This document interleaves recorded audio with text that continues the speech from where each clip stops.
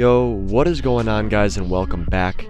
If you're new to the channel, this is normally not the content I put out, but if you enjoy the content you're seeing, I'd kindly ask if you could please subscribe. We're getting really close to 1K, and I'd really appreciate the support. Recently, I've seen a lot of debates on Twitter and YouTube, people talking about whether to choose legacy or linear settings. And I haven't seen anybody touch on it enough, and I thought I'd make a video explaining the differences, the pros and cons. In this video, I'd like to address two important factors in your Fortnite gameplay. That would be your aiming and your building, and whether your playstyle matches being on linear or matches being on legacy. My goal with this video isn't to switch you to linear or to switch you to legacy. I just want to show you the benefits of being on either setting and the cons of being on either setting. And I also want to address different play styles that players might have and which settings will work for you. So now that you understand what I'm going to cover in this video, I'm just going to give a brief explanation between the difference between linear and legacy settings. And if you play on legacy settings, you play on an exponential growth curve. What this means is if you play on 8.8 sensitivity X and Y, your sensitivity is not at 8.8 until you almost max out your joystick. So this gives you the ability to make finer adjustments until you bring your joystick to maximum capacity. Now there is a point where it almost starts to reach maximum capacity. It does start to grow faster. I don't know the exact exponential growth curve that Fortnite has implemented for legacy settings. If you play on linear settings, the movement is almost instant, meaning if you play on an 8.8 sensitivity, X and Y, you're going to feel it's going to be almost immediately at 8.8 as soon as you move your joystick. Currently, I'm on legacy settings for this demonstration, and I'm going to show you the power of the aim assist up close. So, it's hard to see, but I'm going to do it right here as well. You could see the reticle almost locking directly on to the enemy. This is how powerful legacy aim assist is up close for pumps. The legacy aim assist is very strong up close if you ADS and you're not directly on the enemy. You'll find that it pulls you directly to the enemy and you can get very strong pump shots off. One thing that does lack with legacy aim assist in close quarters is SMG. It's very difficult to get consistent shots off dealing with the exponential growth up close. But one thing that does thrive would be long distance. Legacy settings is known for ADS spam, which has been slightly nerfed, but it's still in the game because you can ADS right to an enemy and lock on from a distance. Locks right to his head. And you're gonna find that if you play on legacy settings, you're gonna beam players from a distance a lot easier. And this is great for players that play pubs a lot or players that don't play the game enough. It's way easier for players that are more amateur to the game to hop on occasionally and play on legacy because the aim assist is reliable. Now that we've talked about the aim assist on legacy, we're going to start addressing the aim assist on linear. And if you currently play on linear or you're thinking about switching to linear, I'd like to warn you that the aim assist is very different. If you've watched a player, his name is Brock Plays Fortnite, his aim thrives in close quarters with an SMG. And this is because the hipfire aim assist when you have a low dead zone on linear is insane. There's tons of videos going around on Twitter of the aim assist when their enemy is jumping and people aren't even moving their joystick and it just locks on to the enemy.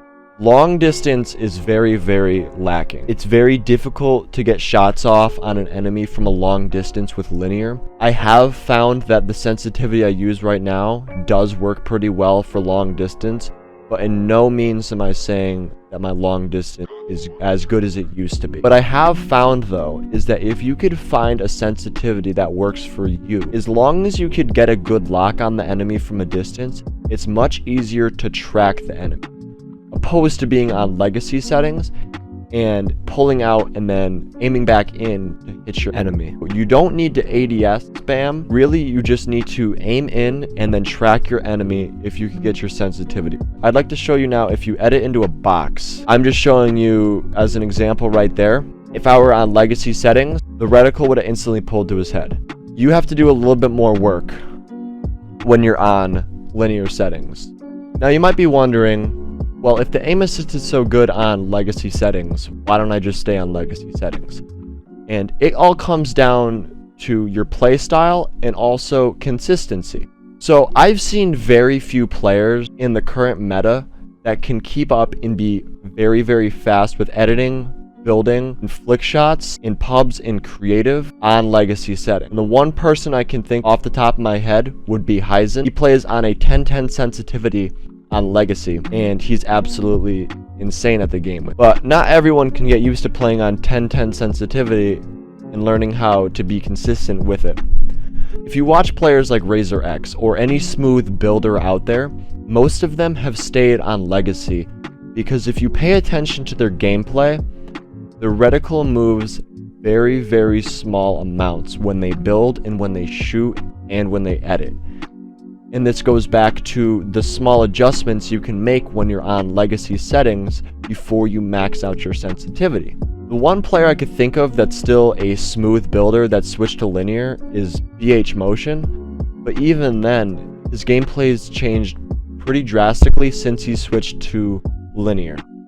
If you watch players like Phase Sway, Chronic Shah, Chronic X, you're definitely going to notice that they've improved drastically ever since they've switched to linear. And this is because if you play on linear settings, it's much easier to get the muscle memory of a movement than it is when you're on an exponential growth. So originally when linear came out, even Flea said it was mostly meant for creative warriors.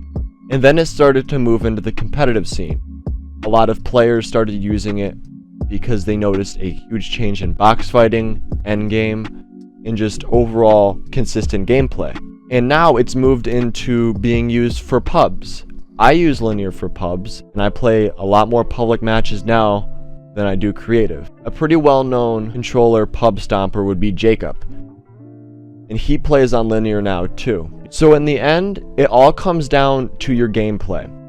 If you're more of a smooth builder, or you're a strict pub player, you don't play any creative, you're not a flashy player, or you play occasionally, legacy will be great for you. If you're more of a fast-paced player, you play on a high sensitivity and you have quick movements, linear would be a good option for you, because if you do switch and you still play on a high sensitivity, you're going to find that you're going to become way more consistent with your flick shots, your editing, and your building.